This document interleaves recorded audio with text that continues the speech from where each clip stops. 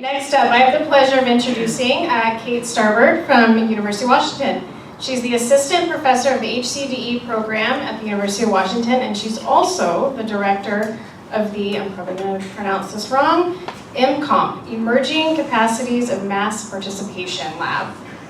The lab considers how connected, collective intelligence manifests and can be supported within context of emergency and humanitarian response, political disruption, and other events of large-scale interest, such as major news, sporting, and entertainment events. We've actually poached a few of her students who are brilliant, by the way, so hopefully you've had a chance to meet some of them tonight. So please welcome Kate Starbird. Thank you. Hi. I usually start out this talk by talking a little bit about HCDE, but it seems like there's so many familiar faces here that maybe you all already know what we do, but I will give you my one-liner, and that is that we teach engineers how to talk to people before they build things. We think that's a good idea. We can see that you already think that's a good idea, but and my research isn't, maybe you might not see the direct relationship, but I look at human behavior online, and in particular in the context of disaster events. And I'm going to jump right into this presentation. So it's going to be hard for you to see because the light's difficult, but I start out with this photograph, and since you can't see it very well, I'm going to tell you about it. But this is a photograph that was sent in the early aftermath of Hurricane Sandy. So Hurricane Sandy had just come ashore. We've got this photograph of a woman with a very funny hat holding a cell phone, and we can think about her possibly sending a text or an Instagram photo or a Facebook post or a tweet about this tree-car interaction that's happening behind her.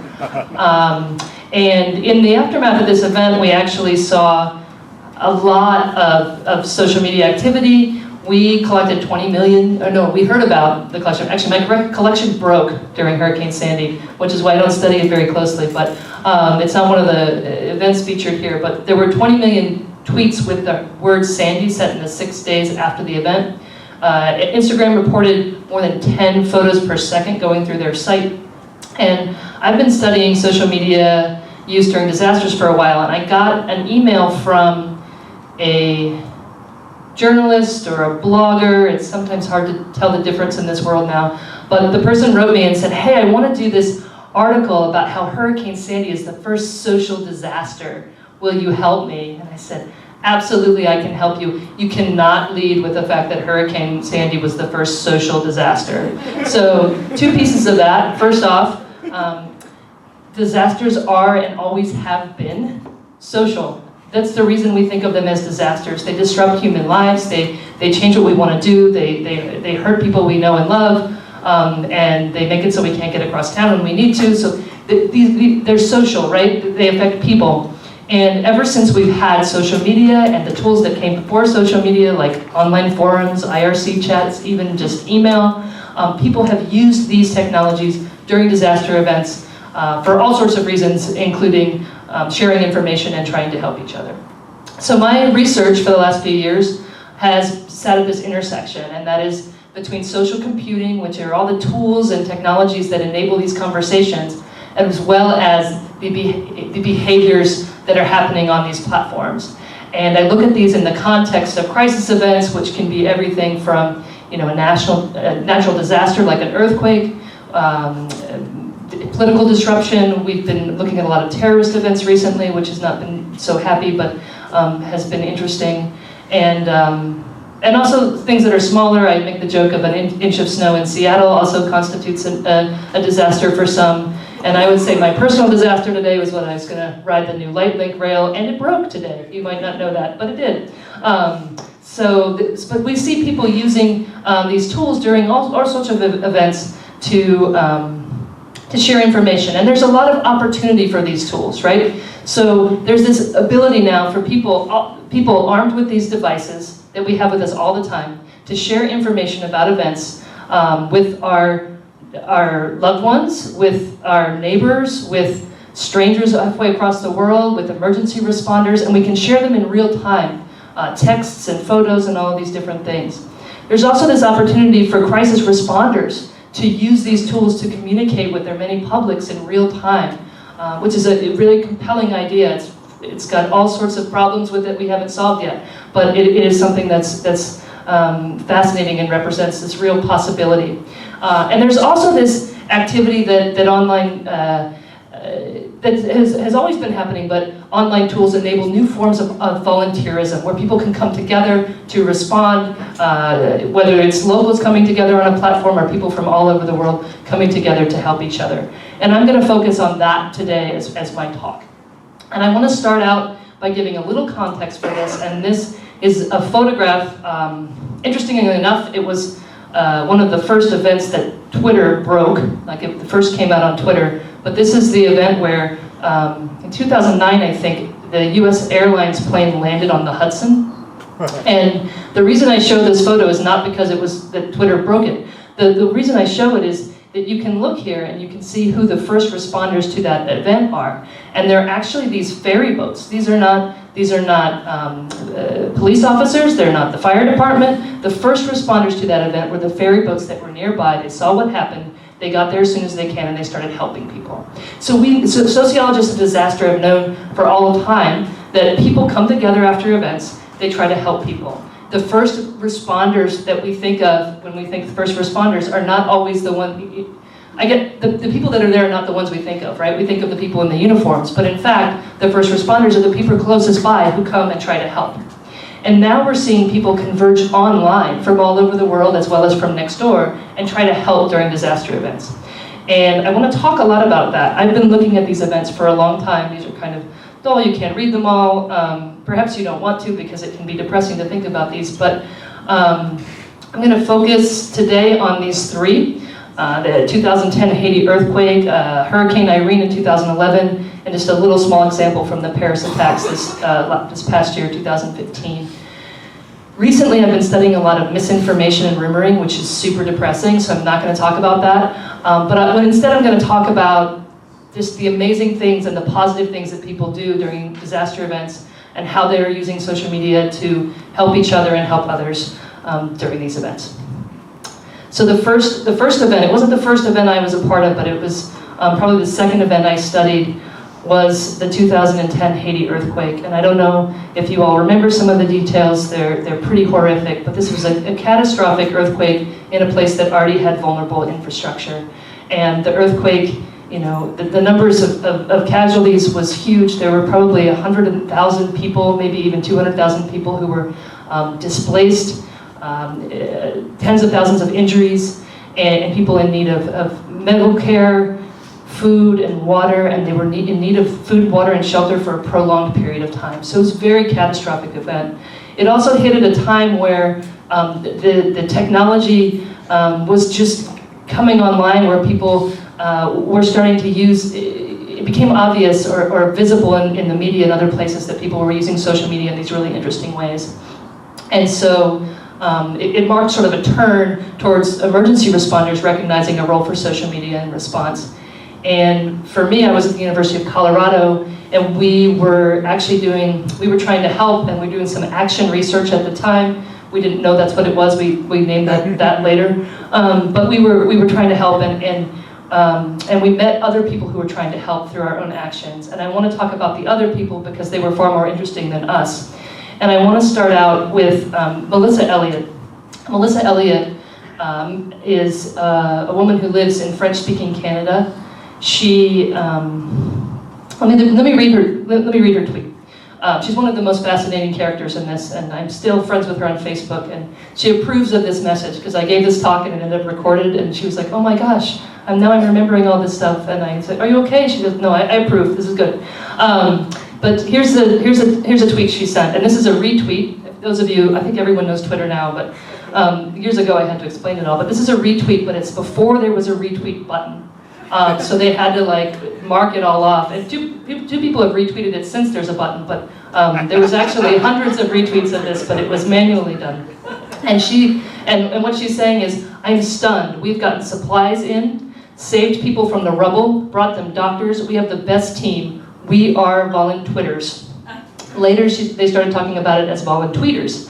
But what's really interesting here is how is this woman who's sitting at her desk at work, she tells me, in French-speaking Canada, getting supplies in and saving people from the rubble and bringing them doctors in Haiti. And I want to talk, I can't explain how it all happened in 20 minutes or even 10 minutes, but I'm going to just talk a little bit about what she did, and I'm sorry, these are really tiny for you all, but one of the first things she did is she went online and she was like, how can I help? What can I do? And she started meeting people that were either from Haiti. She didn't meet very many people who were there at the time, but a lot of people that were from there. And she said, how can I help you? And they're like, I don't know. And she said, well, can I just fill up your phone with some minutes? Can I give you something? Can I fill your cell phone? So then she filled one phone and two phones, and then she started filling some more, and those people found their friends and they asked her to fill their phones. So she starts filling up cell phones of people from Haiti. And she starts recruiting help to do that because eventually she doesn't have enough money, she doesn't have enough time, too many are coming in, the site won't let her sign up for more than 10 phones at a time because they think fraud is happening. And so she starts recruiting help and sort of coordinating this in this really interesting way. And then over time she connects with this kid, he's a 17-year-old kid, I've anonymized his name here because he was 17. I'm going to call him Dejak Mel, that's the town he was from. He was from Haiti, but he was living in Florida, going to school. He connected with her and he said, hey, can you fill up my Florida family? And then eventually, can you fill up the phones of my family in Haiti? So she starts making these connections and filling up these phones. Well, a few days later, she starts recognizing that now she has a bunch of connections to people who have their phones working in Haiti. And she starts seeing needs for different supplies in different places, and she's like, hey, Dejak Mel, can you help? And he's like, sure. And so together they start moving supplies around before the major organizations could get there. They're kind of ad hoc moving supplies around in Haiti.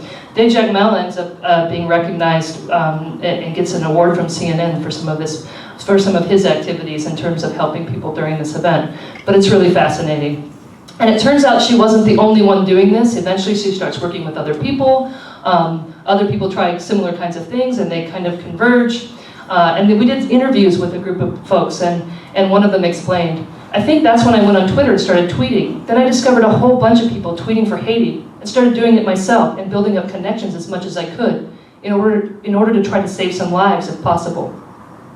And we took a bunch of data, and this looks like a hairball to you, but for me, there's actually rhyme and reason in this. We took a bunch of Twitter data and we connected, we made each account a bubble on this graph and we connected them if they retweeted each other.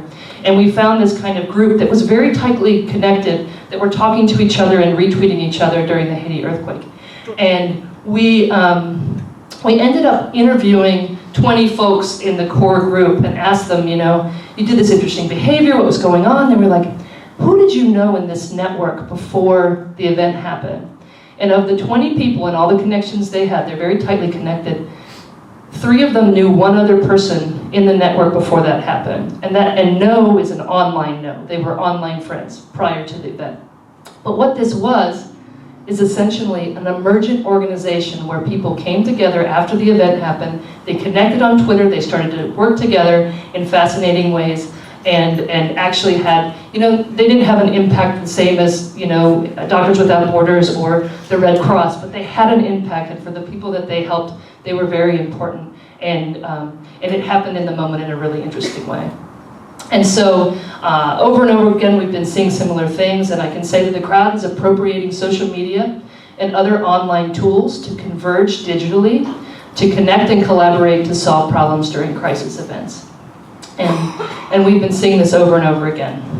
And now I want to talk a little bit about another event I studied with a student of mine. She's a PhD student still at the University of Washington. And she collected a lot of this data before I even met her, and then we went back and analyzed it and wrote up the study.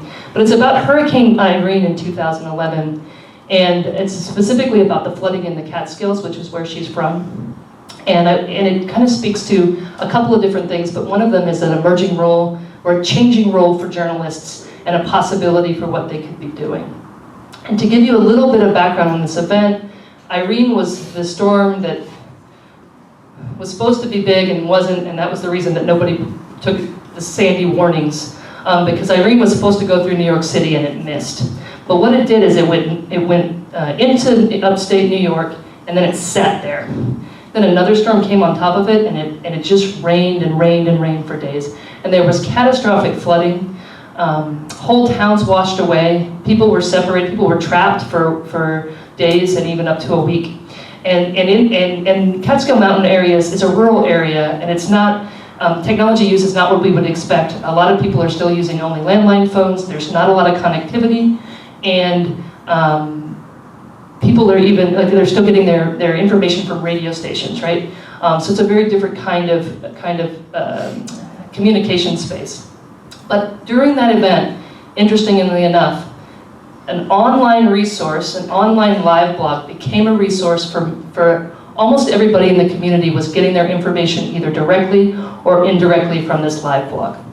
And what it was set up by two journalists, and they set up this live blog and they put it out there, and then they recruited people to make comments, and people would comment about, you know, what's going on in this city, and they would say, oh, in Lafayette, everything's fine, but in this other area, the flooding is very bad. And someone would say, hey, can someone check on my neighbor in this area? And can someone tell me what's going on over here? So people were asking and answering questions, and they were sharing information here. And the role of the journalist was fascinating because they put it together, they knew who to contact, they knew how to shape it. They ended up recruiting remote volunteers to help moderate it, so the trolls didn't take over because there was a little bit of that happened. And we kind of saw them, we gave them this term of crowd sorcerers, where they were sort of orchestrating and shaping this crowd activity into a positive and useful resource. We also have this sort of fascinating idea. So I said two things that should have sparked you, and you should have said, that doesn't make sense. So it's a rural area, a lot of people aren't connected on the internet, and then I said they're using an online resource, right? Those things don't make sense. Well, I'm going to explain to you what happened. So the information actually was moving across all sorts of different modalities, and the live blog in some ways became a central piece. But people were moving information from one place to another. So someone would take a Facebook post and they would copy it into the live blog, or someone would take a phone call and write it into the live blog. And someone would, they actually had the tweets going directly into the live blog at some point. Then someone else would take the live blog and they made a crisis map of all the information in the live blog. The radio station started reading out information that was in the live blog to the rest of the community. And so we see the actions of people.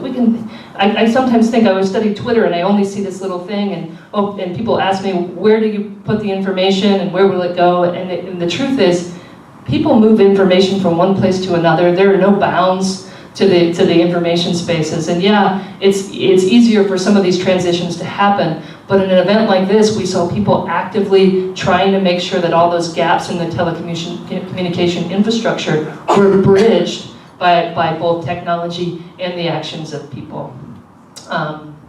And so we saw these journalists that were, journalism is under attack, and journalism is having some really hard problems. They're having to adapt to new conditions. But in this case, we saw journalists taking on a new role that could be a very productive role for them in the future during this crisis event. And we also saw information being moved across platforms. So the last example I want to give, or thing I want to mention, was about the Paris attacks, which were very recent for us. November 13th, 2015, and maybe a lot of you have heard about what happened. We collected a lot of data, we're studying a lot of rumors with that. But one of the biggest things that was happening in our data, about 13% of all the data we collected, we were collecting a lot of data in the first few hours, was this activity where people who were in the affected area were posting online to say that they said open door in French or in English. And they would say where they were. They were offering a safe place to stay to anybody who might be on the streets, who didn't know where to go, or were affected by the transportation things, or who might be afraid that they were in an affected area. And so people were using Twitter, they figured out a hashtag to use, and they very quickly started telling each other and telling others where they could stay. And the media talked a lot about this, like, oh my gosh, this is so fascinating. And we were like, oh yeah, of course that's gonna happen, because people during disasters are are pro-social. They want to try to help, and they're going to take the platforms that they have, they're going to use them in innovative ways, and they're going to try to solve problems like these. And maybe there are other problems that they couldn't solve, but people are like, well, I'll do what I can, and this is what I can do, and this is how I can help. And so again and again, we're seeing this sort of layered action. This doesn't quite get to all of that, but the locals are sharing and seeking real-time information from the ground, and then often we get this layer of volunteers in the crowd helping to process that information in really interesting ways. And I think I'm almost out of time, but I hope I can take can I take 3 more minutes? Absolutely. All right, I'm going to steal 2 or 3 more minutes from all of you, and I hope you don't hold it against me. But I think it's going to be, scary, but fun. So this was the article that they, I don't know, if you lived in Seattle this summer, you probably remember it. It's the article in the New Yorker about the really big one, about the earthquake that's overdue. In our world, we call it the M9 earthquake. There's a lot of grants and people studying this. There's a whole working group at the University of Washington talking about what's going to happen during the M9 earthquake. I stole this photo from one of the other grants. I don't know if you can see it very well, but I stole this photo for another presentation, and then I was like, this is going to be kind of fun to go right there. I don't think this is very far from here. This is the viaduct falling down, and I don't live far from here either, so that's kind of problematic. So the question is what's going to happen, when this happens, and people talk about the effects, and I will say what I know is going to happen. I know that people are going to try to help themselves and help each other. They're going to be pro-social. They're not going to riot and loot and do crazy things. They're going to come together and try to help each other. In terms of technology, as soon as they can get connected, they're going to start using technology, often the technologies they already know and use, to help themselves, help others. They're going to start connecting. A group of people will come together online in the crowd and start connecting with people who are local to try to help them meet these needs that they have. And they're going to do things that are going to surprise us. We're going to do things that are going to surprise ourselves. And we're going to be using these technologies to do it. And so I want to leave you all, I know a lot of you are doing fascinating things, and maybe I can seed some ideas that could actually be the next generation of technologies that are appropriated during these disasters and used. And so I want to kind of ask how we might, knowing that these behaviors are going to happen, how we might design intentionally for emergent collaborations. And just have you think about that. And also think about one of the things that I think is really important is to establish hyperlocal social networks. So the social networks we have, almost all of them require a connection to go up. But for the first 6 hours, we're not often able to go up with our devices. But if we live in a dense urban area, we can have devices that go device to a device with mesh networks. The problem is no one's going to use that unless they're already using it for something else. So what does it mean to have a technology where we're having sort of local connections about something that we can then leverage during a disaster event to do the things that we're going to need to do then, which we often can't predict in advance. And just more generally, how can we build technologies, tools, platforms, and policies to support resilience? And I think there's clearly technical questions there, but there's also design questions and human questions. And I'm perhaps hoping that some people in this audience can help answer that. And if you need any help from me, please contact me. So thank you very much for your time. And I just want to put some credits up to the people that have helped me along the way. Thanks.